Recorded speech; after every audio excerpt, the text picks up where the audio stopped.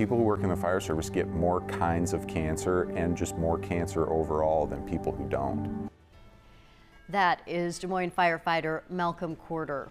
He died yesterday, less than a year after being diagnosed with brain cancer. He was also a husband, a dad, and a member of the Winterset School Board.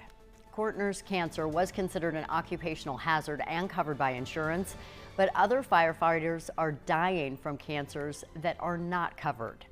Joining me now to talk about that is Des Moines firefighter Aaron Johnson. Thanks for being with us today. My pleasure. Thanks for having me. So we've been talking about this topic for a while now. Yeah. There are in total more than 200 different types of cancer, but only like a dozen are covered by the health insurance that you have right now. Yeah, so all of them, we have health insurance that covers the gamut of insurance. It comes down to our pension system and what it covers.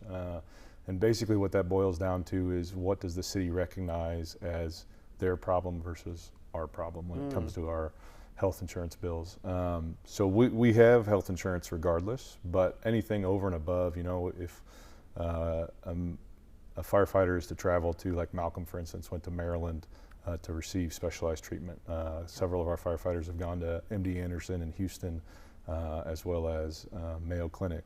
Having the time off for that, as well as the expenses related to that covered, so that they're able to give themselves the best chance to recover from what we consider an occupational hazard.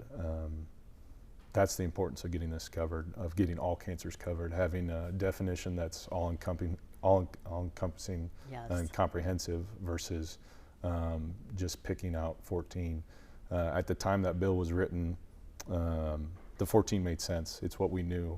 Now we know a lot more, and we know that all cancers need to be covered, just due to the risks that we see, whether it's the sleep deprivation, the toxic chemicals, and obviously the smoke and fires. Correct me if I'm wrong, but the legislation, the way it's written now, would also apply to other emergency responders like police and EMS. Yes, so anybody covered by the 411 pension system would be included, as well as the IPERS protected class. So IPERS carves out a special class of employees, basically same deal, first responders, who receive special benefits over and above regular IPERS employees. So the benefit goes to those who are seeing these issues arise from work, whether it's, again, like I said, sleep deprivation or toxic chemical exposure. What do you want people to know about this? I mean, we've seen some very impactful videos that one of your colleagues, Lieutenant Jason Mason, made, and that's why we have that soundbite from Malcolm talking about his diagnosis and what all of this has been like. What do you want people to know about having had a front row seat to all of this? Yeah, I think most of us, unfortunately, have had a front row seat to cancer in our lifetimes. It's an epidemic just amongst the general population, but it is taking a heavy toll in the fire service right now because of the risks we face at work.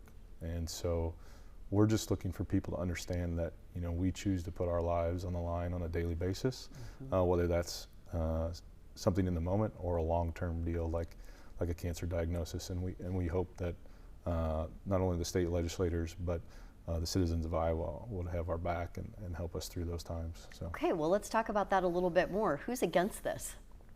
I don't think anybody is outright against it, but we brought it to the statehouse last year and it didn't go anywhere. And you know, that's not necessarily a bad thing because you want laws to take a while, right, and get some scrutiny. I feel like we've had the scrutiny that it needs, and we've been able to bring more people on board and just see kind of the detriment that cancer has really taken on our personnel and our daily lives. And so just, I don't think, like I said, I don't think anybody's against it, but it's about informing people and getting them on the right path. And I think we've come to a good spot for that this year.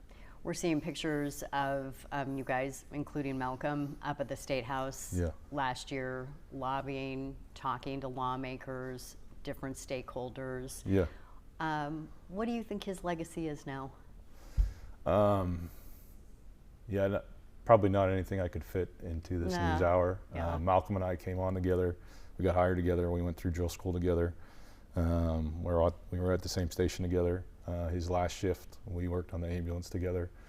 So yeah, I don't know, but Good guy. everything good, that's for sure. Okay. We appreciate you being with us, and we'll keep track of the bill. Appreciate it. Thank All you. right. We'll be right back.